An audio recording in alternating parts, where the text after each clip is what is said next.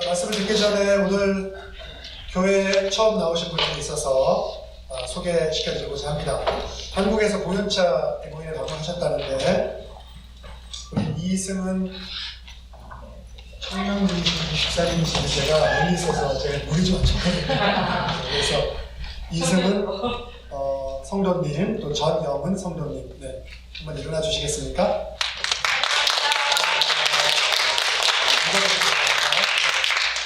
템플센터에서 여기가 그 이가에 있는 템플센터 얘기하는 건지 저쪽 그 변호사님들 반 그거 할 때 하는 거긴지 제가 좀 약간 헷갈리는데 여기서 공연이 있으시다는데 악기 공연인가요? 아니요, 가족극이에요. 가족극. 네네. 그래서 아마 제 생각에 그 이가 쪽이 아니고 저쪽 그 변호사 보통 그 신고하는 템플센터 같은데. 거기에서 일단 자세한 사항을 일단 식사하시면서 물어보십시오. 네. 그래서 네. 한국에서 오셔서 공연하시려고 오셨는데 감사합니다. 그렇게 방문해 주셔서. 그리고 우리 이준영 성도님 일하시는 분이신데 그래서 지금 회계 보고 철이잖아요. 그래서 맨날 일하시는데 주일에 오는 곳에서 반갑습니다. 우리 경례 박사가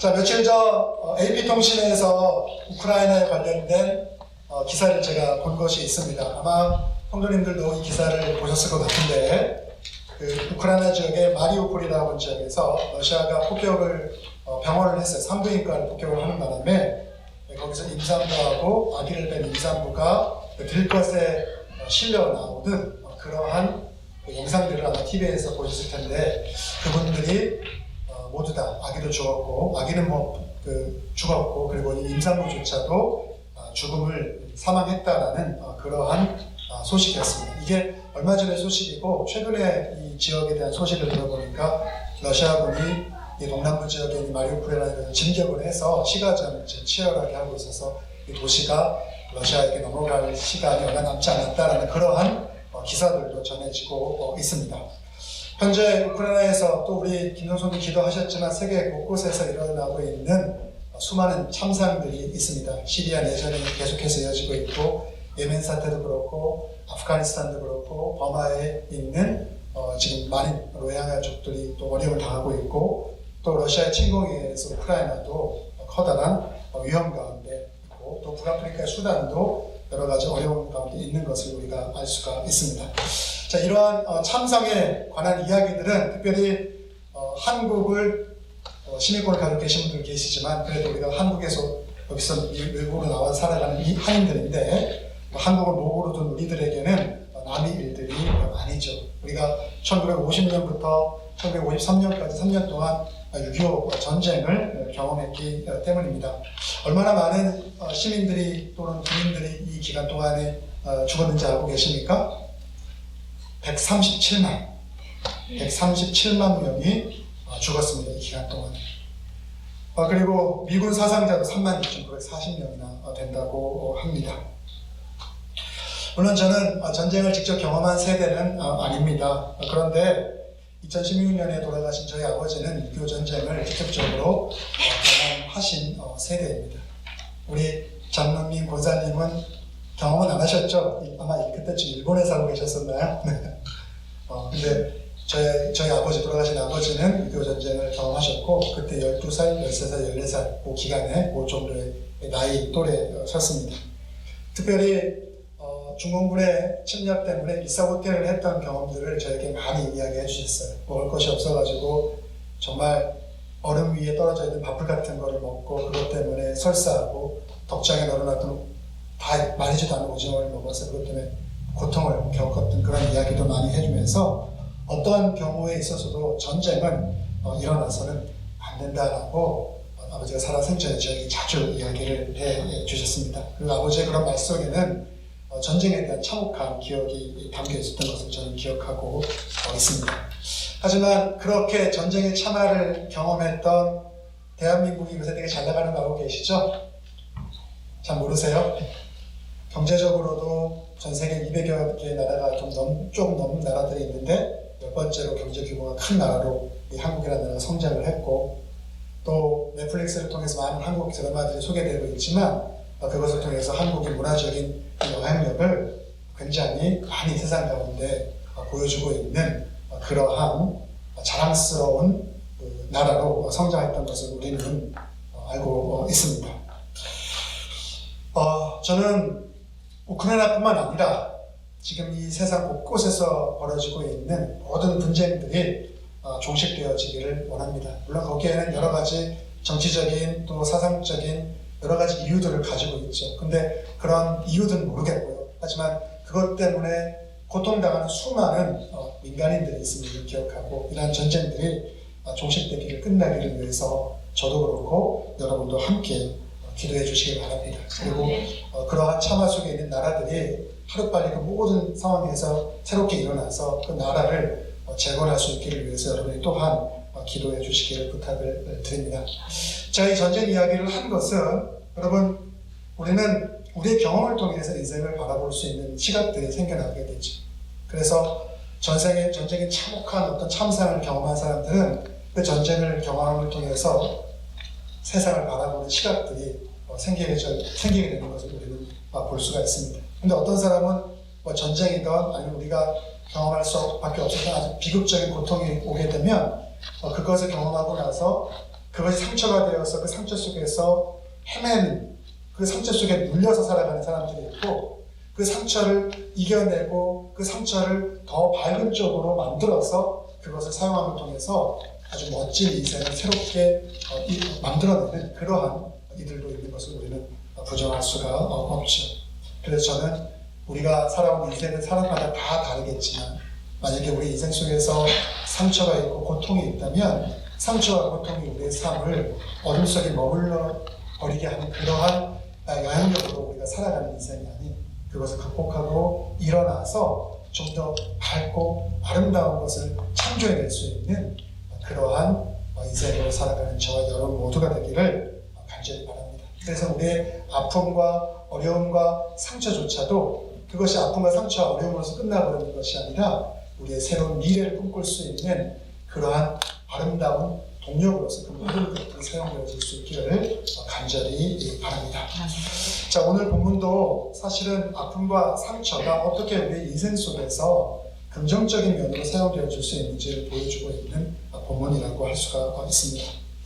여러분, 제자들이 예수님과 함께 공생의 기간을 보내지 않았습니까? 근데 예수님이 사실은 돌아가시고 또 부활하시기 전까지 예수님이 살아가는 그 제자들과 함께 하셨을 때 그 의미를 제대로 제자들이 이해하지 못했죠. 그래서 제자들이 예수님과 함께 공생하는 동안에 하나님 나라에 대해서 수도 없이 들었지만 예수님이 말하는 하나님 나라와 제자들이 꿈꾸는 하나님 나라가 달랐었죠. 그래서 제자들이 예수님 우편과 좌편에 앉게 됨을 통해서 세상 사람들이 누리고 있었던 그런 권세를 예수님과 함께 누리기를 원하는 그러한 꿈과 비전이라는 표현하면 좀 그렇지만 그런 것들이 제자들에게 있었잖아요. 그러한 꿈을 가지고 예수님을 열심히 따랐는데 예수님께서 가장 처참한 죽음 중에 하나인 십자가의 죽음을 통해서 돌아가셨죠. 꿈꾸던 모든 것들이 사라지고 또 예수님과 함께 인간적인 정도 나눔을 통해서 그러한 사제간의 끈끈한 부분들도 있었는데 거기서 오는 아픔들도 이 제자들은 경험을 했죠. 좌절해버리고 뿔뿔이 흩어져 버린 것이 예수님의 죽음의 사후에 제자들이 보여주었던 반응인 것을 성경은 우리들에게 분명하게 말씀해주고 있죠. 하지만 그럼에도 불구하고 예수님께서 다시 부활하시고 제자들에게 나타나셔서 그들을 가르치시고 그리고 오늘 이 승천하는 장면인데 이러한 일련의 과정들을 통해서 제자들이 미래에 대한 하나님 나라에 대한 새로운 소망을 품고 정말로 밝은 면을 통해서 하나님 나라를 세상 가운데 이루기 위해서 그들의 인생을 하나님 앞에 드렸던 것을 성경은 우리들에게 보여주고 있죠. 그래서 저는 오늘 그리스도인으로서 우리의 삶도 고통과 좌절과 어려움 속에서 그런 것으로 머물러 있는 것이 아니라 주님 안에는 소망을 품고 우리의 미래를 새롭게 꿈꾸고 또 그것이 더 나아가서 우리의 공동체와 세상을 향한 빛과 소금의 역할을 제대로 감당할 수 있는 축복이 저와 여러분들에게 있게 되기를 간절히 바랍니다. 자, 그래서 오늘 주님께서 부활하시고 나서 제자들과 40일을 함께 하셨고 그들을 다시금 가르쳐 주셨는데 하나님 나라에 대해서. 그리고 나서 승천하시기 전에 제자들에게 마지막으로 하신 말씀이 오늘 우리가 읽었던 본문 가운데 담겨져 있어요. 어떤 말씀을 하셨냐면 너가 지금까지 나와 함께함을 통해 예수님과 함께함을 통해서 가르침을 받고 배운 모든 것들, 그리고 예수님이 십자가에서 죽으시고 다시 살아나시고 승천하는 그 모든 일련의 것들을 직접적으로 물어보고 목격을 했는데 그 모든 것에 너희들이 증인이다 라고 말씀하고 있어요. 그리고 증인으로서 증인된 삶을 살 것을 우리들에게 명령하고 있죠. 소망이 없었던 삶이라면 이제는 새로운 소망을 가지고 그 소망 안에서 새로운 꿈을 꾸면서 새로운 비전을 가지고 살아갈 것을 명령하는 것이 바로 예수님이 승천하는 제자들에게 남겨주셨던 마지막 명령의 말씀이라고 할 수가 있습니다. 그런데 세상의 증인으로 살아가는 것, 우리가 그런 삶을 살아가는 존재들 아닙니까? 여러분 그렇게 살아가고 계시죠? 목사님 제가 무슨 증인입니까? 그냥 주일 돼서 교회 와서 그냥 교회에서 성가대도 하고 식사 봉사도 하고 주일교 선생님도 하고 뭐 그렇게 살아가지 뭐 대단한 뭐 증인의 삶을 뭐 저희들이 뭐 살고 있습니까? 혹시 뭐 그렇게 생각하는 분이 있을 수도 있는데 우리가 그리스도인으로서 주님을 믿고 그분을 닮아가면서 그분이 원하시고 바라시는 것을 우리의 삶 속에서 행하고 그것을 선포하고 살아가는 인생은 그것이 증인의 인생이죠. 여러분 그렇게 믿으십니까? 아멘. 그래서 저와 여러분은 예수 그리스도의 증인이죠. 아멘 하시죠? 네. 그런 인생을 우리는 살아가고 있죠. 근데 증인으로 살아가기 위해서, 제대로 된 증인으로 살아가기 위해서는 우리가 좀 준비해야 될 것들이 있어요. 제대로 된 그리스도인, 하나님이 기뻐하시는 그리스도로 살아가기 위해서 우리에게 필요한 것들이 있단 말이에요. 그게 우리에게 제대로 갖춰져 있어야지 우리는 어떠한 환경 속에서도 미래에 대한 소망을 잃어버리지가 않아요. 그것이 믿음이 우리에게 줄 수 있는 힘이거든요. 그래서 그것에 대해서 오늘 우리가 함께 나누기를 원하는데요. 그렇다면 우리가 제대로 증인으로서, 그래서 미래에 대한 소망을 품고 살아가기 위해서 우리에게 제일 필요한 첫 번째 것은 무엇인가? 그것은 예수 그리스도에 대한 확신이 있어야 됩니다.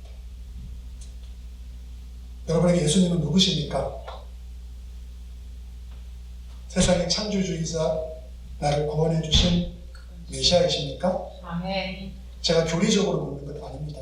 성경 공부 시간에 교리적으로 우리 다 알고 있죠. 머릿속으로. 근데 우리의 가슴은, 저와 여러분의 가슴은 예수님에 대해서 제가 묻지 않습니까? 예수님이 여러분에게 누구십니까? 라고 물었을 때 무엇이라고 답할 수 있습니까? 그분은 창조자이자 그분은 구원자이자 그분은 우리의 모든 것을 책임져 주신 세상의 왕 중의 왕으로서의 예수님이라는 사실을 우리는 진실되게 마음으로 고백할 수 있습니까? 아멘. 그래서 예수님에 대한 확신이 있어야 돼요. 근데 우리는 예수님의 제자들은 예수님 직접 경험을 했잖아요. 근데 우리는 제자들이 아니잖아요. 그럼 예수님 시대에 살았던 사람들이 아니니까 예수님을 매일 경험할 수는 없어요. 우리가 예수님을 경험할 수 있는 방법은 뭐가 있겠습니까? 우리 김철희 목사님 예수님 어떻게 경험하세요? 너무 어려운 질문인가요? 어떻게 경험하십니까?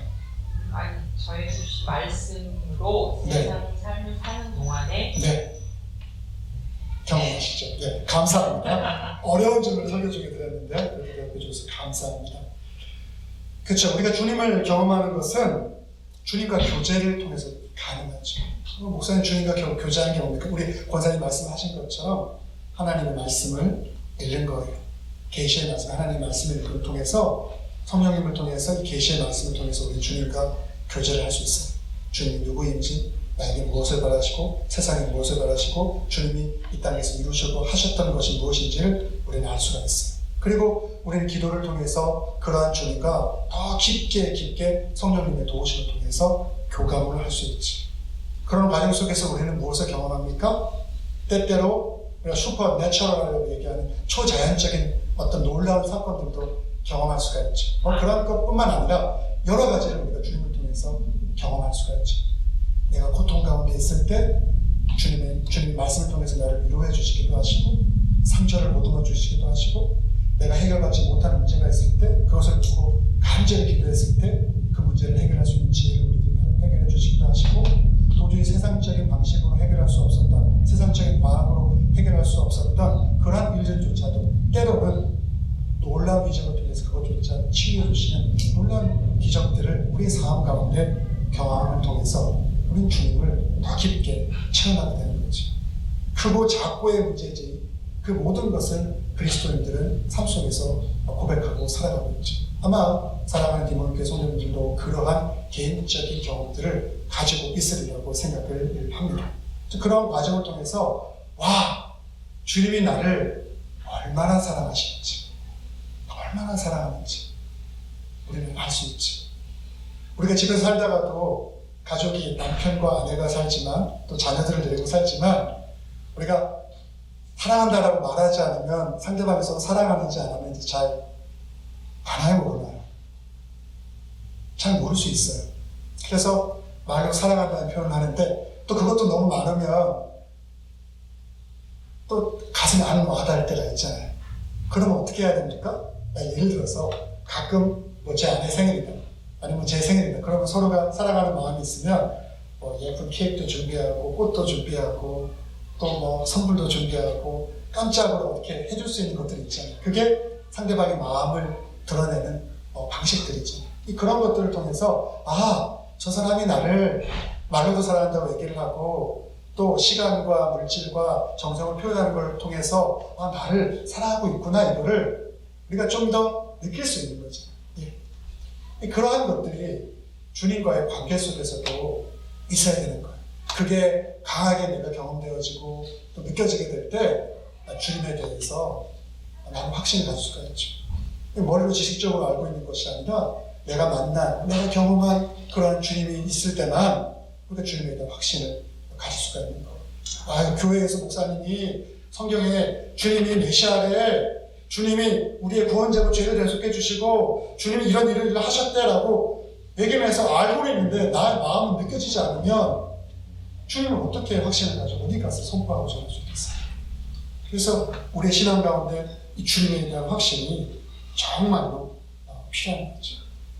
근데 포기하지 마세요. 기도 가운데서 또 우리의 고난 가운데서 주님 우리를 찾아와 주시고 성령님은 우리가 주님을 깊이 있게 만날 수 있도록 우리도 모르는 사이에 인도해 주고 계세요. 그래서 우리의 가슴이 뜨겁게 주님을 향해서 열릴 수 있도록 우리를 이끌어주고 있어요. 우리의 힘으로만 그것을 감당케 하시는 것이 아니라 주님께서 친히 우리와 주님과의 교제가 깊어질 수 있도록 우리도 모르는 사이에 우리를 이끌어가고 있어요. 그래서 여기에 희망이 있고 소망이 있는 거예요. 그리고 그 가운데서 우리는 예수님에 대한 더 큰 확신을 갖고 살아갈 수 있게 되는 것이죠. 이러한 체험들이 저와 여러분의 삶 속에서 더욱더 날마다 풍성하게 일어나게 되기를 간절히 바랍니다. 아멘. 자, 그리고 우리가 미래에 대한 소망을 갖고 또 증인된 삶을 살기 위해서 필요한 것이 있는데 그것이 무엇이냐면 우리의 모델로서의 삶을 살아가신 예수님을 닮고자 하는 열망이 있어야 됩니다. 여러분, 그리스도인들에게서 가장 최고의 모델 케이스는 예수 그리스도였죠. 제가 아마 예수님을 제대로만 닮아가고 있다면 제가 제 아내하고 다툴 일도 별로 없을 거고 세상 사람을 살면서 성도들하고 다툴 일도 별로 없을 거예요. 근데 연약하기 때문에 잘하지 못하는 부분들이 많이 있거든요. 그럼에도 불구하고 우리는 예수님이 살아갔던 삶의 방식을 담고자 하는 그러한 열망이 우리 가운데 있어야 됩니다. 자, 그런데 우리 가운데 예수님을 담고자 하는 열망이 있는지 없는지 우리는 어떻게 이것을 확인할 수가 있을까요? 간단합니다. 내가 예수님께서 내게 말씀을 통해서 가르쳐 주신 그것을 내 삶에 직접적으로 적용하려고 하는지, 그리고 그것을 적용하고 나서 그것에 대해서 내가 내 삶을 한번 돌아보고 성찰하고자 하는 그러한 열심과 의지가 내 삶 가운데 있는지 이거를 확인해 보면 돼요.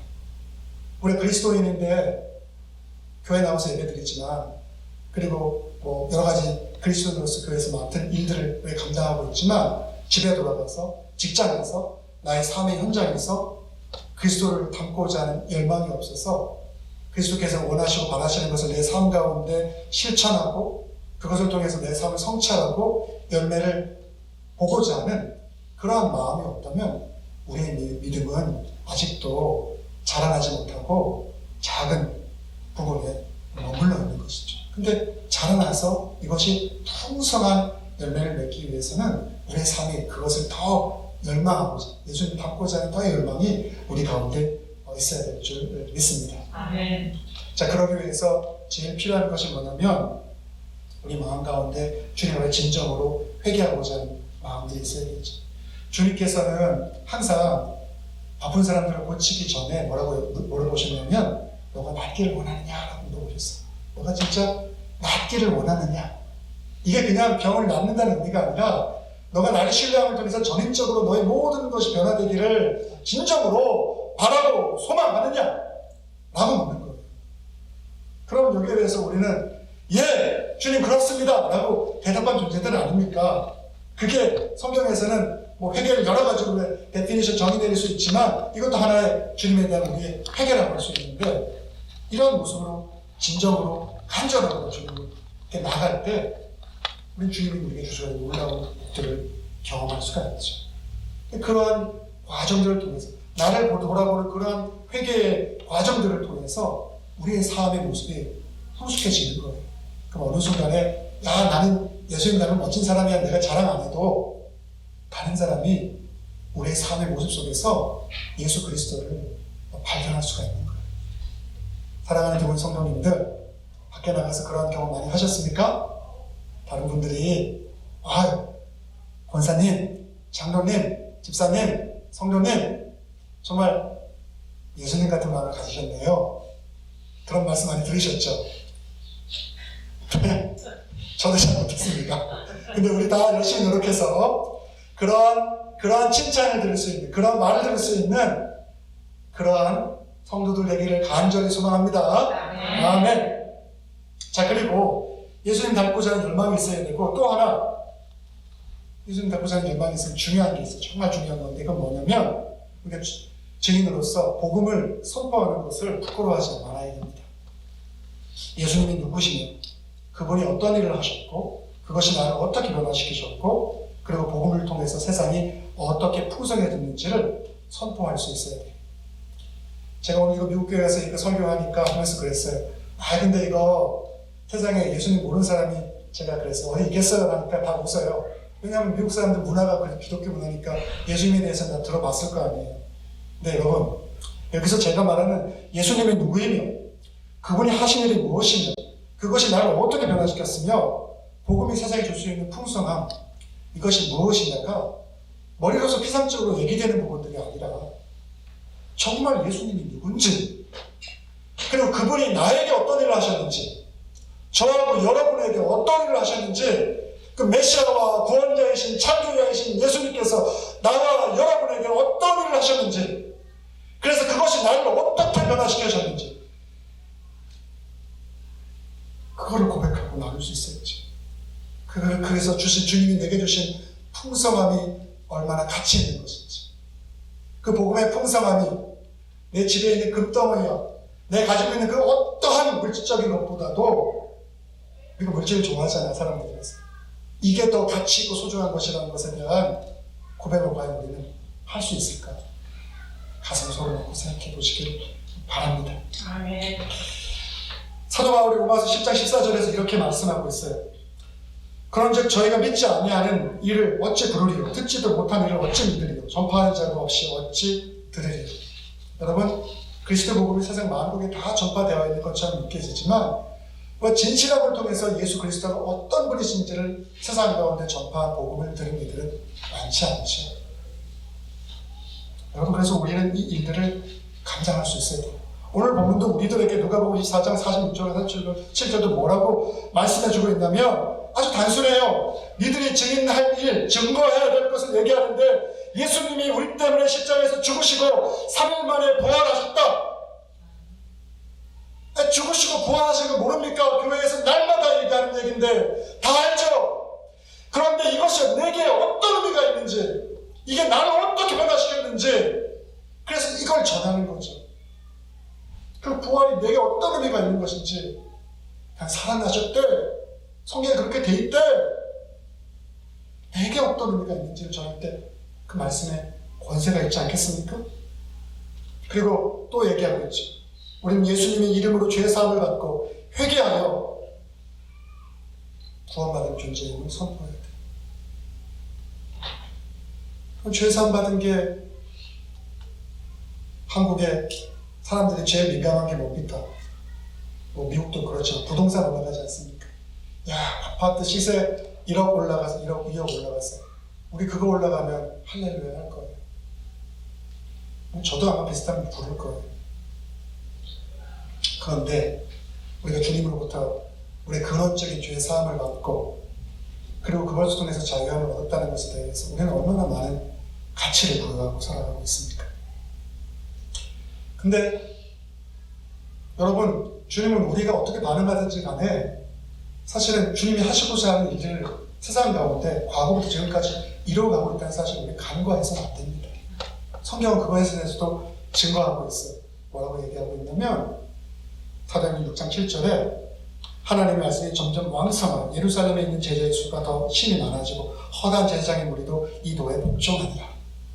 목사님, 그 초대교회에서 그러는 거잖아요. 그게 뭐 오늘날 시대에도 그게 통용이 되는 말씀입니까? 누군가는 그렇게 질문할 수도 있을지 모릅니다. 하지만 이 말씀은 오늘도 우리가 살아가는 이 시기에도 동일하게 적용되는 진리의 말씀이지.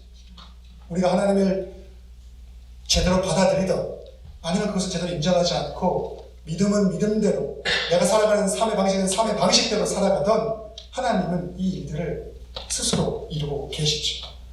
그리고 이것은 어려운 상황 속에서도 마찬가지입니다. 데살로니가전서 1장 6절을 보니까 또 너희는 많은 환난 가운데 성령의 기쁨으로 도를 받아 우리와 주를 본받는 자가 되었다고 말씀합니다.